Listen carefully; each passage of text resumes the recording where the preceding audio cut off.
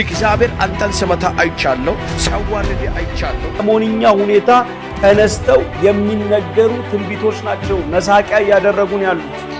አሁን በዚህ ሰዓት ዶክተር ደብረጽዮን የት ያለ ይመስላችኋል? ሰዓቱ አለቀ አላለቀ ብዬ የሰቀቀ ህይወት ጀመር። መተንፈስ ስለቻለን ማመስገን አለብን። እግዚአብሔር የሚመለከው በእውነትና በመንፈስ ነው። አለቀ። እቺ ጥያቄ ከዚያን ጊዜ ጀምሮ ከሚያጠፋቸው ሁላችንም ራሳችንን መጠየቅ ያለብን ጥያቄ ነው። ይሄ ነገር ምን ተፈልጎ እንደተላለፈን ያልገባኝ።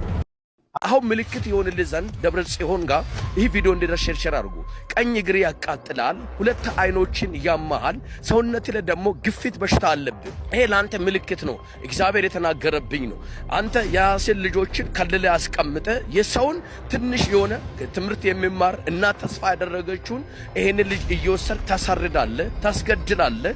አመፀኛ ስለሆንክ አመፀኛውን እሰብራለሁ ይላል እግዚአብሔር። የምትሰበርበት ሰዓት ደርሷል፣ የምትወርቅበት ሰዓት ደርሷል፣ የምትዋረድበት ሰዓት ደርሷል። የትግራይ የእናቶች ጸሎት ተሰምቷል። የኢትዮጵያ የእናቶች ጸሎት ተሰምቷል። ትግራይ አገር ላይ ድርቅ ለማምጣት የብዙ መንግስት ሰራተኞችን እንዲሁም የተለያዩ ሰዎች ላይ ጫና ፈጥረሃል። ቀኝ አግኝቻለሁ ብለን እግዚአብሔር አንተን ስመታ አይቻለሁ፣ ሲያዋርድ አይቻለሁ፣ በበሽታ ስትመታ አይቻለሁ። በቃ ነገሪ ሁሉ ሲቆላለፍ አይቻለሁ። ከዚህ በኋላ ለአንተ መጣበብ ሲሆን አይቻለሁ። ቶሎ ብለህ ንስሐ ከገባ ማምለጥ ይሆናል። እኔ ይሄንን ትንቢት ለመቃወምም ለመደገፍም አልመጣውም። ነገር ግን እንደነዚህ አይነት ነገሮች በጣም ሴንሲቲቭ ስለሆኑ ወደ አደባባይ ከመውጣታቸው በፊት ወደ ሚዲያ ከመምጣታቸው በፊት ብዙ ሊጸለይባቸው ብዙ ልንጠነቀቅባቸው የሚገቡ ነገሮች ናቸው። ለምን? ባለፈው ጊዜ ብዙ ሰው እንደዚህ አይነት መልእክት አምጥቶ ነበር። ብዙ ሰው አንዷ ተነስታ የምታስታውሱ ከሆነ ያለበትን አውቃለሁ፣ ሩዝ እየበላ ነው፣ ደብረጽዮን አዲስ አበባ ኮንዶሚኒየም ነው ያለው ብላ ጌታ ነገረኝ ስትል ነበር። ሌላውም በሌላ መልክ እግዚአብሔር ነገረኝ ያለ በጣም ብዙ ነገር እያወራ ነበር። ባይዘው ብዙ ነገር እየተባለ ነበር። በነገራችን ላይ ሰውየው ስለተናገረው ነገር አይደለም እየተናገረ ያለው ጌታ ነገረኝ፣ እግዚአብሔር ነገረኝ ብሎ ነው ይህንን መልእክት በአደባባይ ይዞ የመጣው። ይሄ ሰው ቤተክርስቲያን ላይ ጸልዮበታል ወይ አጸልዮበታል ወይ? ይህንን መልእክት ፐብሊክ ከማድረጉ በፊት ምን ያህል መንገድ ሄዷል የሚለውን አላውቅም። ነገር ግን ከስሜት የተነሳ ከኢሞሽን የተነሳ ከሆነ ቤተክርስቲያንን እንዲሁም ደግሞ የክርስቶስን ማህበር እንደነዚህ አይነት ትንቢቶች ናቸው ዋጋ እያስከፈሉ ያሉት። እንደነዚህ አይነት ማይፈጸሙ ከኢሞሽን ከስሜት ከሰሞንኛ ሁኔታ ተነስተው የሚነገሩ ትንቢቶች ናቸው መሳቂያ ያደረጉን ያሉት። ባለፈው ጊዜ ቪዲዮ ላስቀምጥላችሁ እችላለሁ። ከዶክተር ደብረጽዮን ጋር በተገናኘ በጣም ብዙ መልእክት መጥቶ ነበር የምታስታውሱ ከሆነ። አሁን በዚህ ሰዓት ዶክተር ደብረጽዮን የት ያለ ይመስላችኋል? ግንባር ያለ ይመስላችኋል? አይደለም። ዶክተር ደብረጽዮን ያለበትን ቦታ እግዚአብሔር በመንፈስ ያሳየኝ አዲስ አበባ ኮንዶሚኒየም ቤት ውስጥ ነው ማየው። ኮንዶሚኒየም ቤት ውስጥ ሩዝ እየበላ ነጭ ሩዝ እየበላ ከአራት ግብረ አበሮቹ ጋር አብሮ አየዋል። በእግዚአብሔር ስም የሚነገሩ ትንቢቶች ጥንቃቄ ያስፈልጋል። እግዚአብሔር አለ ያልን ነው እኮ የሰማይና የምድር ፈጣሪ ትልቁን እግዚአብሔር ትልቁን ጌታ ጠርተን ነው ይህን ትንቢት እየተናገረን ያለ ነው። እኛ አይደለንም። እግዚአብሔር ነገረኝ፣ እግዚአብሔር እንዲህ ብሎ አወራኝ እያለ ነው ይሄ ሰው። እውነት ነው ወይ? እውነት ነው ወይ? እውነትስ ከሆነ ፐብሊክ ላይ በእንደዚህ አይነት መንገድ መውጣት አለበት ወይ? ይሄ መታሰብ ያለበት ጉዳይ ነው። ምክንያቱም የክርስቶስን ማህበር ዋጋ ያስከፍላል። እኔ እንደ አቋም ማንም ሰው አይደለም ክርስቲያን ኖርማል ሰው በዚህ ሰዓት ለኢትዮጵያ ጦርነት ያስፈልጋል ብሎ የሚያምን ሰው የለም። ለኛ የሚጠቅመን ሰላም፣ ለኛ የሚጠቅመን ብልጽግና፣ ለኛ የሚጠቅመን ልማት ነው። በቃ ለኢትዮጵያ የሚጠቅመው ልማት ነው። ቤተክርስቲያን እንደ ቤተክርስቲያን ለአገር ሰላም ለመሪዎቿ መጸለይ አለባት። ምድር ላይ ያለችው ቤተክርስቲያን እግዚአብሔርን ወክላ ነው። ምድር ላይ ያለችው ቤተክርስቲያን ክርስቶስን ወክላ ነው። ስለዚህ እግዚአብሔርን እንደወከለች ክርስቶስን እንደወከለች ቤተክርስቲያን ለምድራችን ለአገራችን ለኢትዮጵያ ለደቡብም ለምስራቅም ለምዕራብም ለሰሜንም መጸለይ አለብን። ከምንም ጊዜ በላይ በዚህ ሰዓት ቤተክርስቲያን ጾም ጸሎት ይዛ ይሄ ሊመጣ ያለውን ንፋስ ሊመጣ ያለውን ጭጋግ ሊመጣ ያለውን የሞት ጉልበት መስበር አለብን። ተባብረን አንዱ ሆነን አሁን ምንከፋፈልበት ምንጣላበት ምንጨቃጨቅበት ሚሊያይ ትንቢት የምናመጣበት ጊዜ አይደለም። እንደ ቤተክርስቲያን አንድ ሆነን ምክንያቱም እኛ ምናምነው ከያንዳንዱ ሞት ጀርባ ከያንዳንዱ ጦርነት ጀርባ ከያንዳንዱ ለጦርነት ከተነሳ ሰው ጀርባ ያንን የሚያነሳሳ መንፈስ አለ አጋንንት አለ ብለን ነው ምናምነው አጋንንት አለ ብለን ነው ምናምነው ፖለቲከኞች ፖለቲካዊ መፍትሄ ነው የሚፈልጉት እኛ መንፈሳዊ የሆነን ወይም ቤተክርስቲያን የምትፈልገው መንፈሳዊ መፍትሄ ነው ወደ እግዚአብሔር መጸለይ ነው እግዚአብሔር ሰላሙን እንዲሰጥ በመድራችን ላይ ሊመጣ ያለውን የጦርነትን ጉልበት የሞትን ኃይል እንዲሰብር በአንድ እጅ ተያይዘን የምንጸልይበት ጊዜ ነው ብዬ ነው ማምነውና አንዳንድ ትንቢቶች ከኢሞሽን ከሁኔታ ከሰሞኑ ከወጀቡ ሊመጣል ከተባለው ሚዲያ ላይ ከምናየው ነገር ተነስተን ብድቅ ብለን በስሜት እግዚአብሔር እንዲላል ብለን የምንናገረው ነገር ቀላል አይደለም በእግዚአብሔር ስም ነው የምንናገረው ነገሩ ባይሆን ከእግዚአብሔር ባይሆን ዋጋ እንከፍላለን ይሄንን ወንድም እኔ ትንቢት ልክ ነው ወይም ትንቢት ልክ አይደለም ለማለት አልመጣውም እኔ ግን የመጣሁት እንደነዚህ አይነት ነገሮች ወደ ፐብሊክ ከመውጣታቸው በፊት በደንብ ሊጸለይባቸው ስለሰማነው ነገር መጣልን ስላልነው ነገር እርግጠኛ እስክንሆን ድረስ በጾምና በጸሎት ልንቆይባቸው የሚገቡ ድምጾች ናቸው ለምን ከተባለ ባለፈውም ጊዜ ብዙ ሰው እንደ ወንድማችን አይነት ትንቢት አምጥቶ ብዙ መሳቂያ ሆነናል አሁንም እንደነዚህ አይነት መልእክቶች ቤተክርስቲያን ያላችሁ ሰዎች ወይም ነብይ በነብይነት ያገለገልኩ ነው መልእክት ተቀበላሉ የምትሉ ሰዎች ከብዙ ጥንቃቄ ጋር ቢሆን ስትዋሹ በእግዚአብሔር ስም ነው የምትዋሹት ትክክልም ስትሆኑም ደግሞ እግዚአብሔር ነው የሚከብረውና በሁለቱም አቅጣጫ ጥንቃቄ ቢደረግ እላለሁ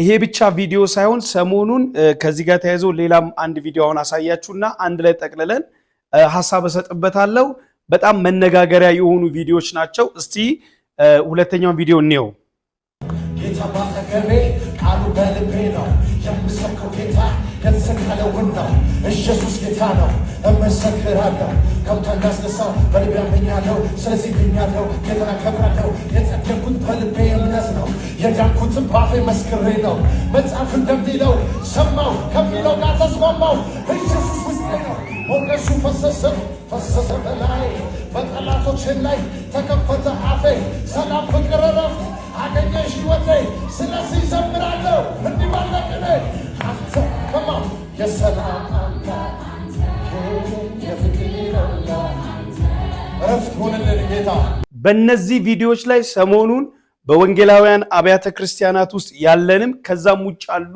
ቤተ እምነቶች በጣም ብዙ መነጋገር ያደርገው አስተያየት ሲሰጡ አይቻለው በወንጌላውያን አብያተ ክርስቲያናት ያሉ ሰዎች እግዚአብሔር በዚህ መንገድ አይመለክም እያሉ አስተያየት ሲሰጡ አይቻለው በሌላ እምነት ውስጥ ያሉ ሰዎች ደግሞ ይዋቸው ፕሮቴስታንቶች መጨፈር ጀመሩ ድሮም እንዲነበሩ ብለው ይሄንን ቪዲዮ እንደ መረጃ አንስተው ሲያወሩ ያያዩ ነው ሶሻል ሚዲያ ላይ የኔ ጥያቄ ግን እግዚአብሔር እንዴት ነው የሚመለከው እስቲ እናንተ በተለይ የሌላ እምነት ውስጥ ያላችሁ ሲጀመርም ሌላውንም ቺክቺካውንም ዋልዙንም ወሎቢቱንም የትኛውንም አይነት በሚዘመረው ነገር ይቃወሙታል የትኛውንም አይነት የኛን አዘማመር ስታይል አይቀበሉትም ምክንያቱም እነሱ የሚቀበሉት የራሳቸው አለ ያሬዳዊ ዜማ የሚባል ግዕዝ እዝል አራራ የሚባል አለ እሱን ነው የሚቀበሉት ከዛ ውጭ ያለውን ሁሉ ከሰይጣን ነው ካጋንንት ነው ብለው ነው የሚያምኑት እኛ ውስጥ ያላችሁ በወንጌላውያን አብያተ ክርስቲያናት ውስጥ ወይም ደግሞ ፕሮቴስታንት በሚባለው ማዕቀፍ ውስጥ ጴንጤ በሚባለው ማዕቀፍ ውስጥ ያላችሁ ሰዎች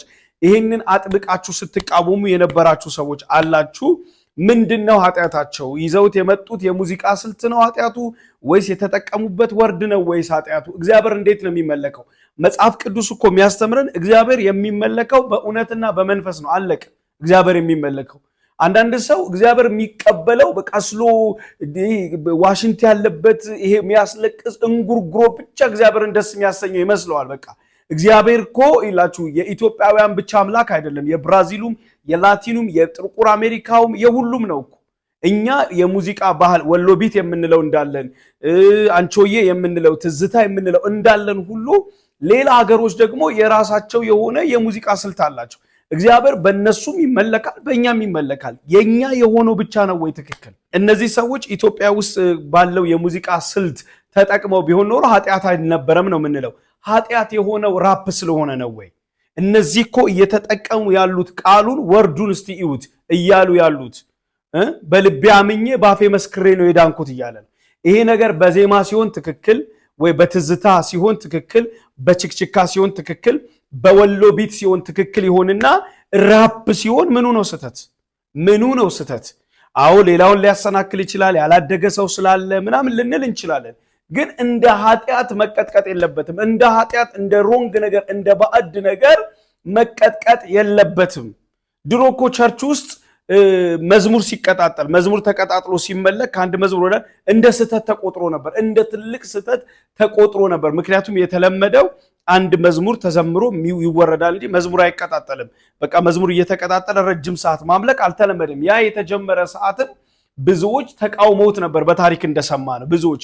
አሁንም አንዳንድ ነገሩ መታየት ያለበት ከእግዚአብሔር ቃል አንጻር ነው እንጂ ከኢትዮጵያዊ ባህል አንጻር ከኢትዮጵያ ካልቸር አንጻር አገራችን ላይ ካለው ነገር አንጻር አይደለም። መቼም እስቲ አንድን ብራዚላዊ ወይም አንድን አፍሪካዊ ደቡብ አፍሪካዊ ወይም አንድን የሌላ አገር ዜጋ ወይም ቻይናዊ እና እግዚአብሔርን በኢትዮጵያ መዝሙር አምልክ ልትለው ነው? እንደዚህ ሊባል ነው ወይ?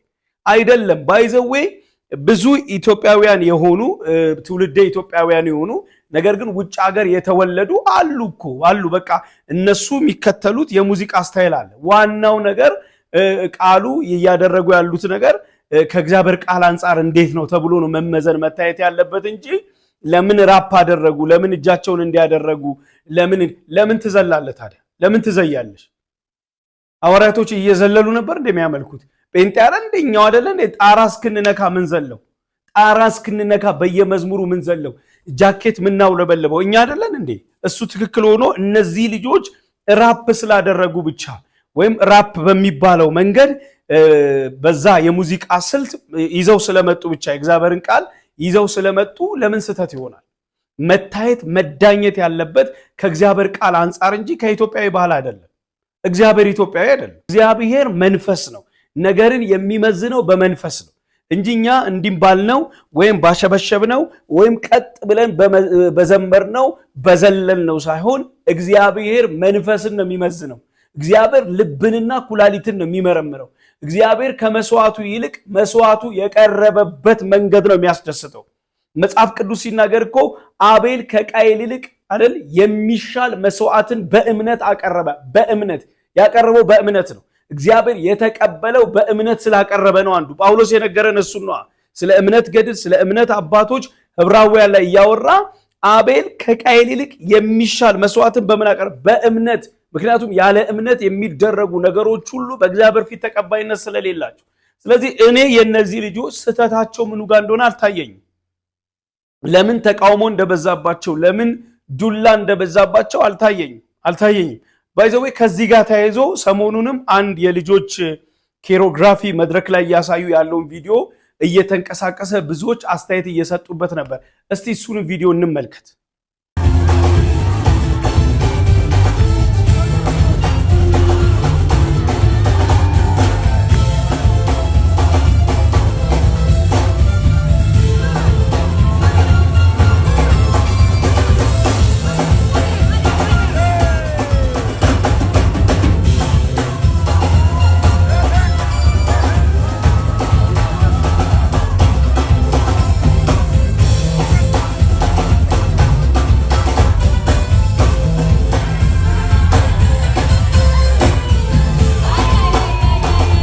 እንደ እውነቱ ከሆነ የቅድሙ ላይ በገባኝ መጠን አስተያየት ሰጥቻለሁ። ይሄ ግን ለምን እየተደረገ እንደሆነ መዝሙርም የለው ምንም የለው ክላሲካር አለ።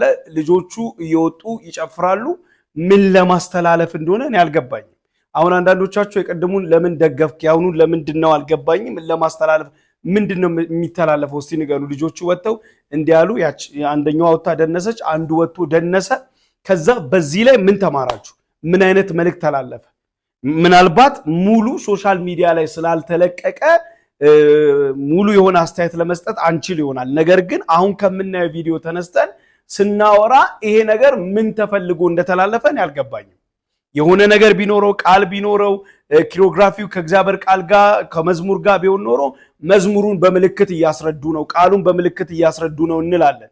ይሄኛው ግን ከዚህ አሁን ልጆቹ ወይም ወንድሞቻችን ከዘመሩት ራፕ የሚለየው አንዱ ምክንያት ምንም መልእክት የለውም። መጀመሪያ ወንዱ ወጥቶ ይደንሳል፣ ከዛ ሴቷ ወጥታ ትደንሳለች። ምንድነው እየተላለፈ ያለው መድረክ ላይ? ዳንሱ ምንድነው የሚነግረን? ኮሪዮግራፊ ቢሆንና መዝሙሩን በምልክት በሆነ ነገር ሊያስረዱን ቢሞክሩ ኢትስ ኦኬ፣ መልእክት እያስተላለፉ ነው፣ መዝሙሩን በምልክት እያስረዱን ነው እንላለን። ይሄ ኮሪዮግራፊ አይደለም። ክላሲካል አለ ከጀርባ ወይም የሚመታ ነገር አለ፣ እየወጡ እየተሰለፉ ይደንሳሉ። እዚህ ቪዲዮ ላይ እንደምናየው ከሆነ እኔ ልክ ነው ብዬ አላስብም። ምናልባት ሌላ ጊዜ ሙሉን ቪዲዮ ካገኘው ኮሪዮግራፊ ከሆነ መጥቻ አስተያየት ሰጥበታለሁ። አሁን ግን ባለው ነገር ምን እየተላለፈ ነው? የልጆቹ ዳንስ ምንድነው የሚያስተላልፈው? ዳንሱ ምንን በተመለከተ ነው? የትኛውን ቃል ሊነግሩን ፈልገዋል? የትኛውን ቃል ሊያስተምሩን ፈልገዋል? የትኛውን መዝሙር እየገለጡልን ነው? ምንድነው? ሰው ይሄንን አይቶ ሲጨርስ ምን ይረዳ? ሰው ይሄንን አሁን የልጆቹን አይቶ ሶሻል ሚዲያ ላይ የተለቀቀው፣ ምክንያቱም የለቀቁት አካላት እዚሁ ቸርች ውስጥ ያሉ ወይም እዚህ ጉባኤ ላይ ያሉ የቀረጹ ሰዎች አሉ። ምን ፈልገው ነው ሚዲያ ላይ ለቀቁት? ምን ለማስተላለፍ ነው ሚዲያ ላይ ለቀቁት? መድረክ ላይ ልጆቹ ማይክ ይዘው ይደንሳሉ። አንዷ ወጥታ ትደንሳለች፣ ቀጥሎ ሌላኛው ወጥቶ ይደንሳል። ምን እንማርበት? አሁን ምናልባት ሙሉን ስላላየነው ይሄን ቪዲዮ ብቻ ነው ያየው ልትለኝ ትችላለህ። ይሄንን የለቀቅ ሰው ወይ ይሄን የለቀቅ ሰው ለምን ሙሉን አለቀቅሽም? ይሄኛው ምን ለማስተላለፍ ነው የተለቀቀውና አንዳንድ የሚለቀቁ ቪዲዮዎች፣ አንዳንድ ወደ ሶሻል ሚዲያ የሚመጡ ቪዲዮዎች ጥንቃቄ ልናደርግባቸው ይገባል። ግድ ነው። ሰውን ሊያሰናክሉ ይችላሉ። ካለ ምንም መልእክት ምንም ማስተላለፉ ነገር ሆኖ ለምንድነው ሚዲያ ላይ የምንለቃቸው? በተለይ ቸርች ውስጥ የተደረጉ ምንም መልእክት ማስተላለፉ እንደዚህ ዝም ብሎ የሚል ነገር ያለበት ከዛ ሰዎች ወጥተው የሚደንሱበት ነገር ማያንስ ማስተምር ስለሆነ መለቀቅ አለበት ብዬ እኔ አላምንም። አንድ የሚገርም ነገር ልንገራችሁ። በቀደም ለታ በምጸልይበት ጊዜ እንዲሁ በድንገት ኢየሱስ የበለስ ዛፍን የረገመባት ታሪክ ትዝ አለኝ እና ቆይ ለመሆኑ እኮ የበለስ ወቅት አልነበረም አይደል? ታዲያ ኢየሱስ ለምን ፍሬ ፈለገባት ብዬ አሰብኩ። ከዛ ታሪኩን በጥልቀት ማጥናት ስጀምር ዋናው ጉዳይ ጭራሽ ስለ ዛፍ እንዳልሆነ ነው። በዚያ ዘመን አንድ የበለስ ዛፍ ቅጠል ካወጣ ቅድመ በለስ የሆኑ ትናንሽ ፍሬዎች ሊኖሩት ይገባ ነበር። ቅጠሎቹ በሌላ አነጋገር ኑ ፍሬ አለኝ እያሉ የሚጠሩ ይመስላል። ነገር ግን ኢየሱስ እዚያ ሲደርስ ምንም አልነበረም። ዛፉ ከሩቁ ሲታይ ጤናማ ይመስላል፣ ሲቀርቡት ግን የሚበላ ነገር አልነበረም። ያን ጊዜ ነው ነገሩ የገባኝ። ኢየሱስ እያወራ የነበረው ስለ ዛፍ ብቻ አልነበረም፣ ስለ ሰዎች እንጂ። ምክንያቱም ከዚህ ታሪክ ቀጥሎ ኢየሱስ ቀጥታ ወደ ቤተ መቅደስ ሲገባ ያገኛቸው ሰዎች በጣም ሃይማኖተኛ የሚመስሉ ነበር። መስዋዕት ነበራቸው፣ ጸሎት ነበራቸው፣ ስርዓት ነበራቸው። ቅጠሉ በጣም ብዙ ነበር፣ ፍሬው ግን አልነበረም። በመቀጠል ራሴ የጠየኩት ፍሬ ማፍራት ምን ማለት ነው ግን? ፎር ኤግዛምፕል የአፕል ዛፍ ብተክል የአፕል ዛፍ መሆኑን የማቀው ሌብል ስላሉ ወይም ስያሜ ስለተለጠፈበት አይደለም። የማቀው አፕል ስለሚያፈራ ነው። አፕሉን አይቼው ይሄ የአፕል ዛፍ ነው እላለሁ። በተመሳሳይ ሁኔታ ኢየሱስ በእውነት ልባችንን ቀይሮት ከሆነ በህይወታችን ውስጥ የሚያድጉ ነገሮች መታየት መቻል አለባቸው። ፍቅርን፣ ቸርነትን፣ ትዕግስትን፣ ይቅርታን፣ ታማኝነትን፣ ራስን መግዛትና እግዚአብሔርን የመታዘዝ ፍላጎት። ይህ ደግሞ የእግዚአብሔርን ፍቅር በስራችን ለመግዛት ስለምንሞክር አይደለም። ጤናማ ዛፍ በተፈጥሮ ፍሬ ስለሚያፈራ ነው እንጂ። በጣም ነው ኮንቪክት ያደረገኝ፣ ምክንያቱም ራሴን እንድጠይቅ አደረገኝ።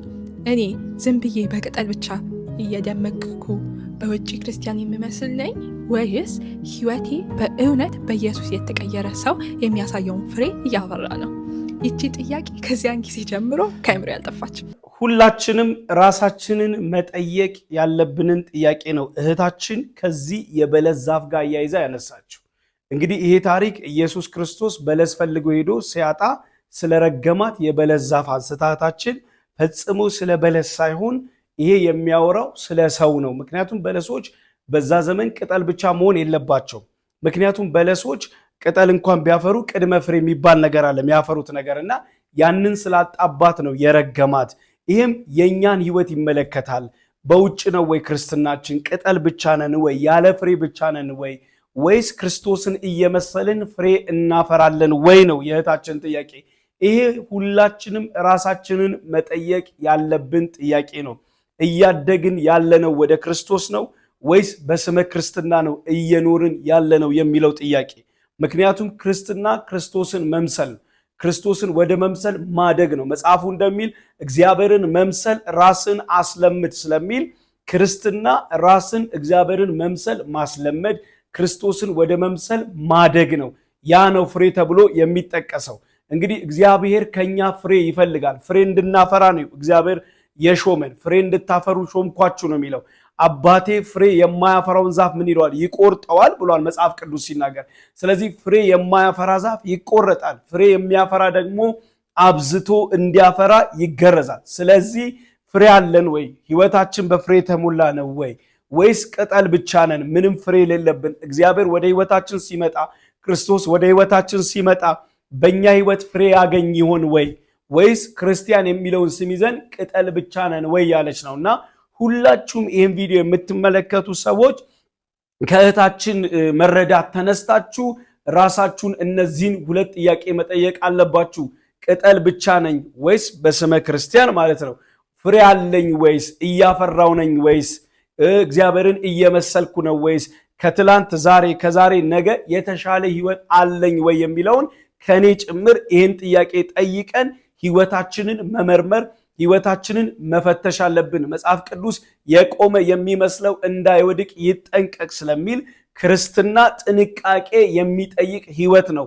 እንዳንወድቅ እየተጠነቀቅን ፍሬ እያፈራን ክርስቶስን ወደ መምሰል እያደግን የምንኖረው ኑሮ ስለሆነ እሷ የጠየቀችውን ጥያቄ ይህን ቪዲዮ የምትመለከቱ ሰዎች ሁሉ እንድትጠይቁ እላለሁኝ። አያችሁ ወዳጆቼ፣ የኔ ህይወት ይሄ ነው። ይሄንን ነገር የምታውቁት ብዙዎች ቧንቧ ሲከፈትበትና ሲዘጋበት ነው። ዛሬ ግን ለኔ ህይወት ቁልፍ ነገር የቧንቧ መክፈቻ የግድ ያስፈልገኛል። አያችሁ የኔ ህይወት አሁን በምን ተመሰረተ? በሰዓት። የኦክሲጅን መጠኔን የማየው በዚህ ነው። ሰዓቱ አለቀ አላለቀ ብዬ የሰቀቀን ህይወት ጀመርኩ። እቺ ነገር ለማሰር እቺ ብረት ታስፈልገኛለች። አስባችሁ ታውቃላችሁ? እቺ ለኔ ህይወት መኖሪያ መሰረት ናት ብዬ አስቤ አላውቅም። ዛሬ ላይ ግን ለኔ ህይወት ቁልፍ ናት ማለት ነው እቺ ብረት። ይሄ ነገር አስቤው አላውቅም። በዚህ ተነፍሳለሁ፣ በዚህ እኖራለሁ ብዬ ዛሬ ግን አያችሁ በዚህ እንድኖር እንኳን ስለፈቀደልኝ እግዚአብሔርን እለት እግዚአብሔር ይመስገን ብዬ አምላኬን አመሰግናለሁ። እቺ እህት ከተናገረችው ነገር በጣም የገረመኝን ልንገራችሁ። በዚህ እንኳን እንድኖር ስለፈቀደልኝ እግዚአብሔርን አመሰግናለሁ አለች።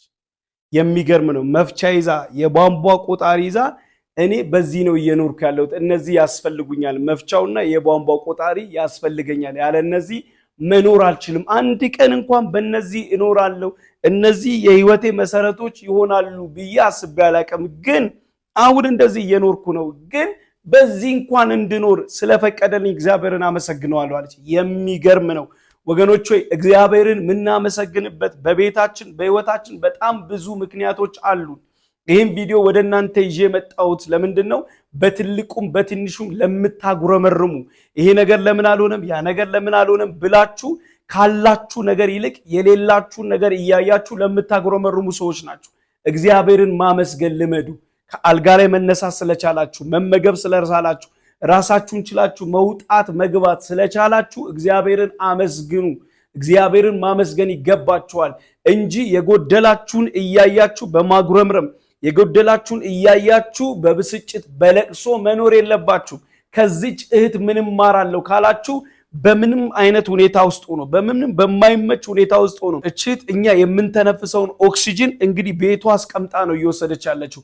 መተንፈስ ስለቻለን ማመስገን አለብን። መብላት ስለቻለን፣ ተኝተን መነሳት ስለቻለን ማመስገን አለብን። ሁሌ ጎዶሏችንን እያየን፣ ሁሌ ያጣነውን ነገር እያየን፣ ሁሌ የሌለንን ነገር እያየን ማጉረምረም ማቆም አለብን። ከዚች እህት መማር ያለብን የምስጋና ህይወት ነው።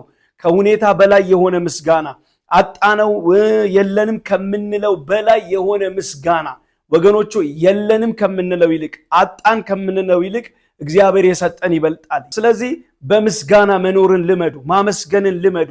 ስታመሰግኑ ነው የሌለው የሚመጣው፣ ስታመሰግኑ ነው የጎደለው የሚሞላው እንጂ ማጉረምረም ከፍ ያለውን ያላቸውን የተሳካላቸውን ሰዎች እያየን ማጉረምረም የለብንም። የኛ ህይወት ለማመስገን በቂ ነው። ያለን ነገር እግዚአብሔርን ለማመስገን ከበቂም በላይ በቂ ነው። ዛሬ ይዤ የመጣሁላችሁ ቪዲዮ እነዚህን ይመስላሉ። እስከ መጨረሻው ስለተከታተላችሁኝ በጣም አመሰግናለሁ። ሰብስክራይብ ያላደረጋችሁ ሰዎች ይህንን የዩቲዩብ ቻናል ሰብስክራይብ በማድረግ ቤተሰብ ይሁኑ። ሐሳብ አስተያየቶቻችሁን በውስጥ መስመር በኮሜንት ላይ አስቀምጡልኝ። ጌታ ኢየሱስ ዘመናችሁን ይባርክ። ተባረኩ።